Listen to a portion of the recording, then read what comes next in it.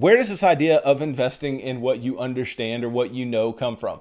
Now, this is something that Peter Lynch taught, and when I went over some of the investing rules, investing principles that Peter Lynch taught, right, one of the things was invest in what you know. Right? He made a living on investing in things that he knew or that he understood.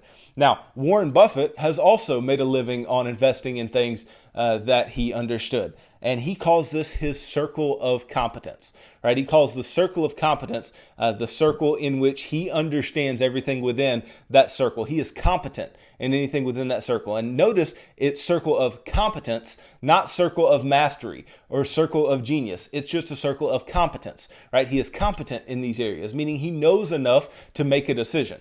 Right? It's not a matter of knowing everything about an investment or everything about a business. It's a matter of knowing enough. It's about knowing enough to make a good decision and make yourself money over the long term, and know if a stock goes down, why that stock went down, or if a stock explodes upward, why the stock did that, or if the stock has a bad quarter, understanding what caused that bad quarter, right? It causes you to do some research and be competent in those areas of that particular company or that particular index fund or that particular mutual fund or whatever it may be.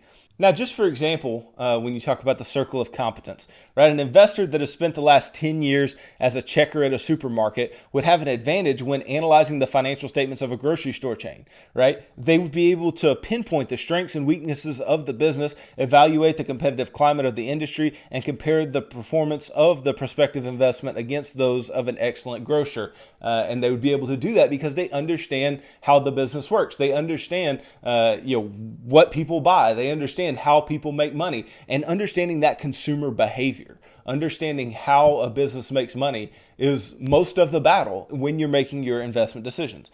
Now, the size of an investor's circle of competence isn't as important as clearly defining the borders. If you're unfamiliar with the insurance industry, don't even attempt to evaluate performance of a property and casualty company, right? If you don't know how insurance companies work, then don't worry about evaluating one, right? Because it's just going to take too much time, and it's going to take too much away from your ability to analyze other companies and make good investments. Likewise, if you don't understand the internet, don't bother ordering the annual report of an internet stock. Straying from the circle of competence leads a would-be investor into the land of speculation, and that is not where we want to be. We do not want to be speculators. We want to be investors. Now, I've told you before, it's okay to speculate a small portion of your portfolio, right? But overall, we should be long-term investors. And if we'll remember, the difference between investment and speculation is this, right? An investment should promise you adequate rate of returns and safety over time. So promise of safety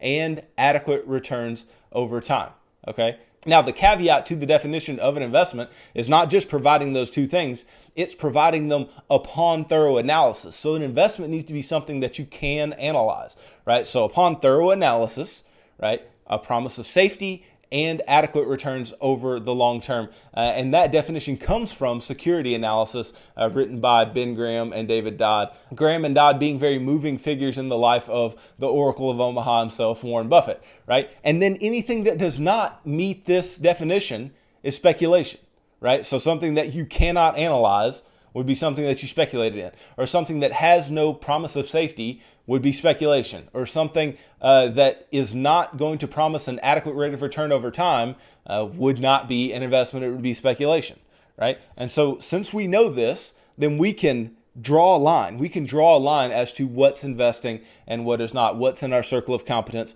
what's not, what we understand and what we do not. And the understanding comes by doing your homework and by doing the analysis and being around certain products and being around certain industries and understanding, just like that grocery checker that I was talking about just a moment ago, how that person understands the grocery business unlike other people. And so he or she has that circle of competence that others may not have. And everybody's circle of competence is different, right? We all have a different set of understandings about industries and investments and companies, but the key is to use that to your advantage.